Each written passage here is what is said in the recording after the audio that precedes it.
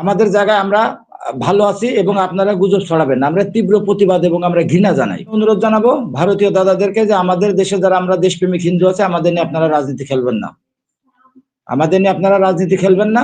বাংলাদেশে দুই শ্রেণীর হিন্দু আছে। এক শ্রেণীর হিন্দু আছে ভারতীয় দালাল হিন্দু, আর এক শ্রেণীর হিন্দু আছে আমরা যারা দেশপ্রেমিক হিন্দু।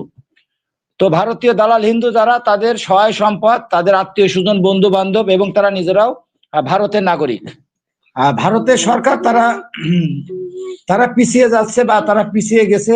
কারণটি হচ্ছে, আমি আগেই বলেছি আপনার, যে ভারত এতকাল পর্যন্ত বা এতদিন পর্যন্ত তারা বাংলাদেশটাকে তাদের অঙ্গরাজ্য হিসেবে তারা ব্যবহার করে গেছে, এবং শেখ মুজিব থেকে শুরু করে আজকের শেখ হাসিনা, এরা সবাই ভারতের দোসর। এবং এদের হাত ধরে ভারত তারা এই রাজত্বটা তৈরি করেছে। তবে আমি এখানে প্রতিবাদ জানাচ্ছি একটা বিষয়, সেটি হচ্ছে যে ভারতের বিজেপি এবং উগ্রবাদী হিন্দুরা তারা বাংলাদেশের হিন্দুদের নিয়ে তারা তাদের জীবন এবং সম্পদ নিয়ে তারা খুবই সিনেমিনি খেলেছে। জানতে চাই যে ভারতের উপর বাংলাদেশ নির্ভরশীল, অনেকাংশে ভারতের অনেকগুলো মিডিয়া থেকেও বলা হয়, কতটুকু নির্ভরশীল বাংলাদেশ ভারতের উপর? সঞ্জিত কুমার।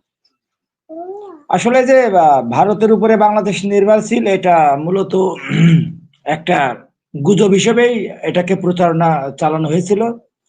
তো ভারত আমাদের দেশে পণ্য না দেওয়াতে বা কম দেওয়াতে, পাশাপাশি তারা আমাদেরকে চিকিৎসা না দেওয়া, তাদের ওখানে ঘুরতে না যাওয়া, এই সমস্ত বিষয় আসলে আমাদের দেশে কিন্তু কোনো প্রভাব এখনো পর্যন্ত পড়েনি। তো সেক্ষেত্রে যদি আমরা বাস্তবে আসি, তাহলে দেখা যাচ্ছে যে আসলে আমরা বাংলাদেশি, আমরা কিন্তু ভারতের উপর নির্ভরশীল না। যদি আপনি এর বাস্তবতা দেখেন, তাহলে কিন্তু দেখা যায় যে অনেকাংশে ভারতই কিন্তু বা ভারতের অর্থনীতি কিন্তু আমাদের উপরে নির্ভরশীল। আর সুকান্ত দাদা উনি যে কথাটা বলেছেন যে দুই দেশের সরকারকে এগিয়ে আসতে হবে, আসলে বেসিক্যালি আমাদের দেশের সরকার সবসময় এগিয়ে আছে। ভারতের সরকার তারা তারা পিছিয়ে যাচ্ছে বা তারা পিছিয়ে গেছে। কারণটি হচ্ছে, আমি আগেই বলেছি আপনার, যে ভারত এতকাল পর্যন্ত বা এতদিন পর্যন্ত তারা বাংলাদেশটাকে তাদের অঙ্গরাজ্য হিসেবে তারা ব্যবহার করে গেছে, এবং শেখ মুজিব থেকে শুরু করে আজকের শেখ হাসিনা, এরা সবাই ভারতের দোসর।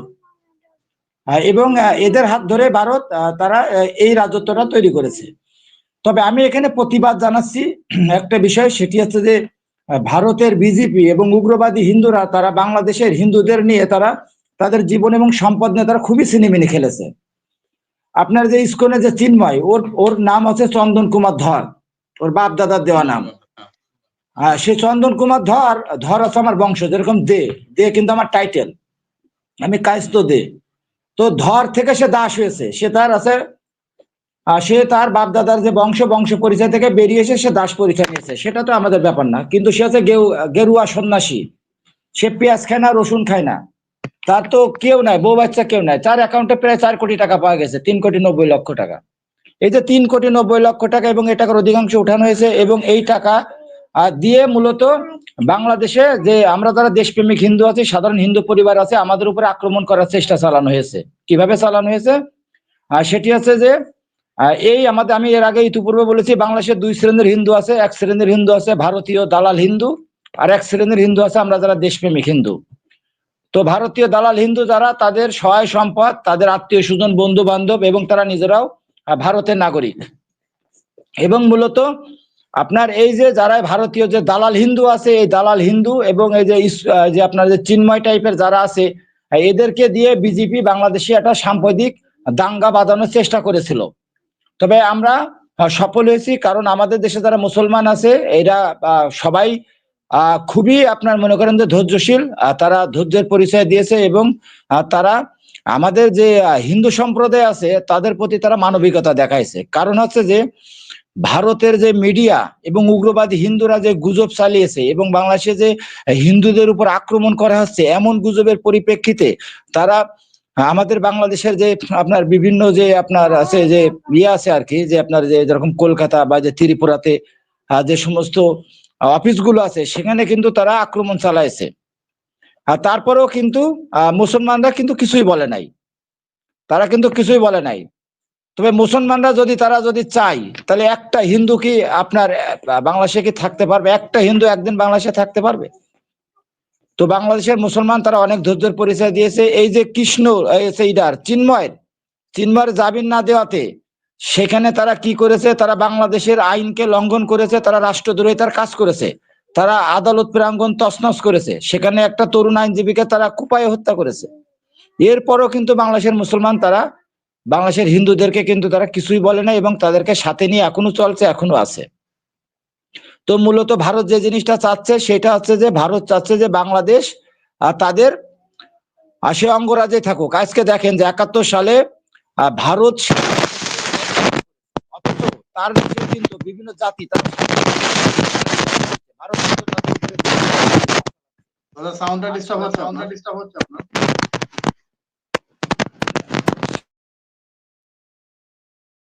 না, শুনতে পাচ্ছি না।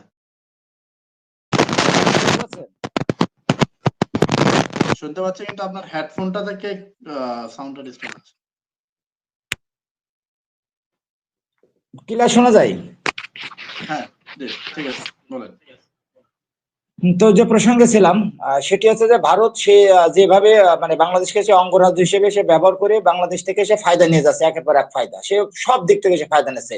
ওই যে ভাই এর আগে একটা প্রশ্ন রাখছিলেন সালাউদ্দিন ভাই, যে মানে কোন ভারতের কোন চুক্তিতে বাংলাদেশ লাভবান হয়েছে? একটা চুক্তি নাই যে চুক্তি থেকে বাংলাদেশ ন্যূনতম লাভবান হয়েছে, প্রত্যেকটা চুক্তিতে লাভবান হয়েছে ভারত। আর এই যে ভারত তার যে আপনার হারাই যাচ্ছে, তার যে আপনার যে রাজত্বটা হারিয়ে যাচ্ছে, এই রাজত্বটা সে পুনরুদ্ধারের জন্য সে বিভিন্ন রকম সে চাপ সৃষ্টি করছে এবং আমাদের হিন্দুদের নিয়ে সে মনে করেন যে এক ধরনের রাজনীতির খেলা খেলতে গেছে। তবে আমি সাধুবাদ জানাই যে আমরা বড় বাছা বেঁচে গেছি, যে ভারতের যে মানে স্বার্থবাদী যে রাজনীতি, সেই স্বার্থবাদী রাজনীতি থেকে আমরা বড় বাছা বেঁচে গেছি। 46 সালে আপনার ভারতের কলকাতায় যে মুসলমানদের উপরে যা আপনার দাঙ্গা শুরু হয়, সেই দাঙ্গাতে কিন্তু আমাদের নোয়াখালীর সাধারণ হিন্দু পরিবার, প্রচুর হিন্দু পরিবার আপনার জীবন দিয়েছে, সম্মান দিয়েছে, সম্পদ দিয়েছে, সবকিছু দিয়েছে। তো আমরা এবার খুব বড় বাছা বেঁচে গেছি। আমরা আবারও সাধুবাদ জানাচ্ছি আমাদের দেশের মুসলমানদেরকে। তবে আমি অনুরোধ জানাবো ভারতীয় দাদাদেরকে যে আমাদের দেশে যারা আমরা দেশপ্রেমিক হিন্দু আছে, আমাদের নিয়ে আপনারা রাজনীতি খেলবেন না, আমাদের নিয়ে আপনারা রাজনীতি খেলবেন না। আমরা আমাদের জায়গায় আমরা ভালো আছি এবং আপনারা গুজব ছড়াবেন না। আমরা তীব্র প্রতিবাদ এবং আমরা ঘৃণা জানাই। বন্ধু হিসাবে বা বন্ধু রাষ্ট্রের সংখ্যা কিন্তু খুবই কমে গেছে ভারতের, এবং ভারতের কিন্তু দ্বিতীয় রপ্তানি দেশ কিন্তু আমরা কলকাতায় না যাওয়াতে, ত্রিপুরা না যাওয়াতে সেখানকার ব্যবসা কিন্তু আপনার এখন হুমকির মধ্যে, সেখানে মানুষ কান্নাকাটি করছে।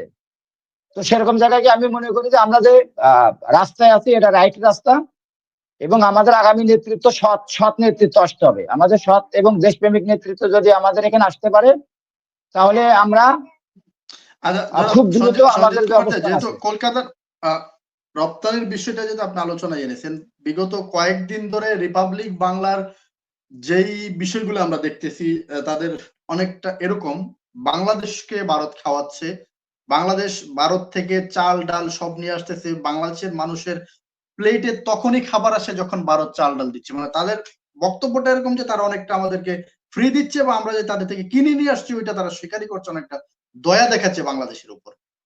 এইটা আসলে আপনারা এটাকে মিডিয়া হিসেবে মনে করলাম, এটাকে মিডিয়া হিসেবে মনে করি না।